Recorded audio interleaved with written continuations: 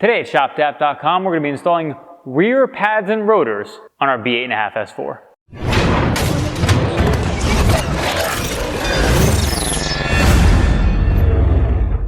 Today we're going to be installing these rear pads and rotors. These are two-piece rear rotors as well as some G-Loc rear pads. These are street pads. We do have the ability with this brand to swap between their street and track pads without any issues with mating on the rotor. We did do a DIY on the front version of these brakes, which we will link to, and we also just released a video showing you how to retract the pistons on the electric rear parking brake on these vehicles. So you will need to make sure you do that before doing this install, and we're going to be proceeding assuming that you've already done that. With that said, let's go ahead and show you the rest of our install.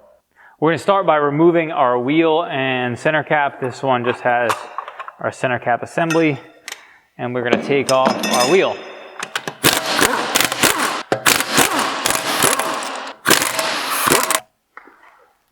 Okay, before we do anything further, it's important, I really want to mention, you have to have already retracted the rear piston electronic rear parking brake. We have to retract the piston, the main piston itself on the rear calipers later on once we've removed it. But unless you've actually retracted it with a scan tool, which again we have in the other video, which we will link to, you will have a problem with doing this and you could potentially damage your rear calipers and have to replace them. Now let's go ahead and take off our caliper. Now we can take these 13 millimeters off, and I'm just going to crack it loose first. And you'll see it spins right here. Now this is a 15 millimeter on this caliper slide here. We will need a very narrow wrench. I do not have a wrench that's actually that narrow, so I'm using needle nose vice grips here to grab onto this. You shouldn't actually have to put too much force on it. It's just a matter of being able to hold on to it. So we're going to remove it now. And same deal on this one. I'm going to crack this one loose until it spins a little. I'm going to grab onto it.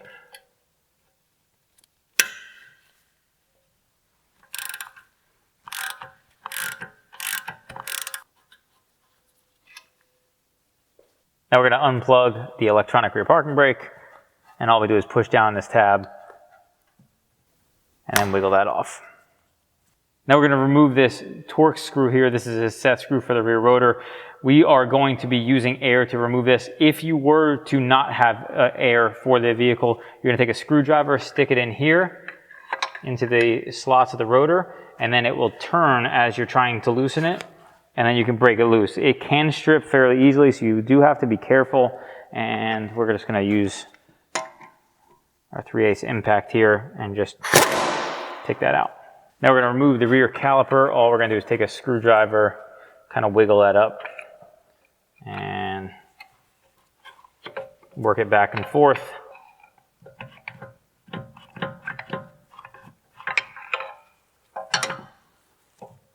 And we can take our pads out. Now we're ready for our rotor to come off. We're going to take a wheel bolt, stick it in there, and then we're going to smack this thing with a hammer to get this to break loose from the hub. If you were to have a vehicle that maybe was a little newer, you might not have it on there. And we're going to have to remove our rotor.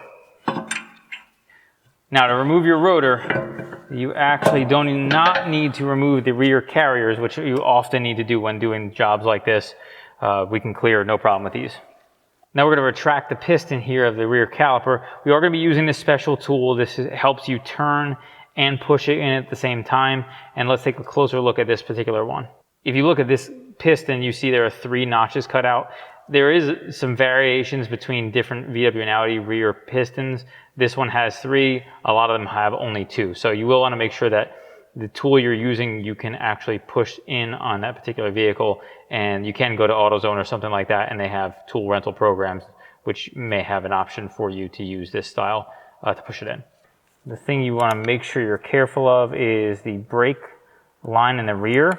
Make sure you do not stress it and break it, and make sure that as you're pushing this piston in, that this boot does not get torn, because you will end up having to replace it, which is not something you want to do.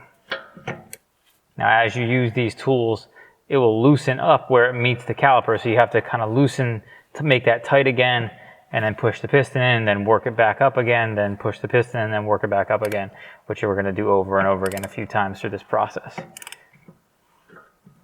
Here we are looking close at our piston. It's all the way retracted in.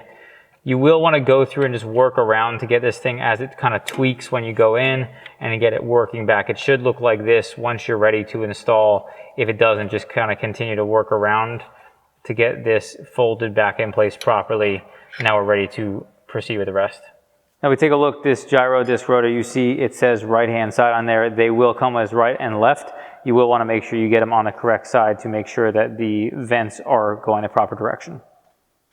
And we're going to install our rotor like so and get our Torx threaded in.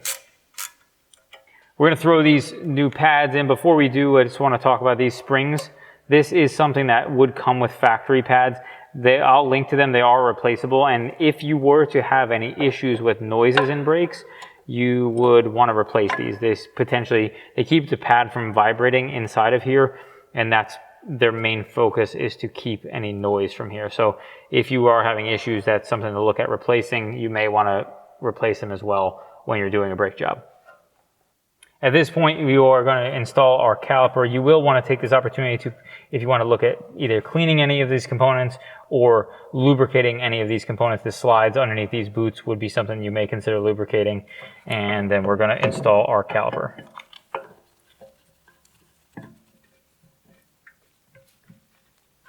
Now, tighten these 13s up. And then we're going to tighten our lower one, and similar torque spec on that one. Now don't forget to plug in your electronic rear parking brake, and you should hear a click to hear a bunch of connectors in. One reason it's very important to pump your brakes after doing an install like this is because the slack that's now there, because the piston was depressed all the way in. So as we look, we're going to see as we slide this back and forth how big of a gap there is between the caliper and the pads that are in the vehicle. Now we're going to install our wheel. Put our bolts in, torque them down, and then go inside our vehicle. Now that we've finished our pad install and we have our wheels on, we're just going to pump these brakes real quick. And again, brakes will go to the floor, and you will want to make sure that you get that all pumped up, and it's hard. So we can now start our car up. So we have power brakes. And you can just continue to pump them again. Now you will see the parking brake light flashing because we have not finalized the pad install using our OBDeleven yet. Thanks so much for watching our video on installing rear brake pads and rotors on our B8.5 S4. If you like this video, be sure to give it a thumbs up and subscribe for more like it.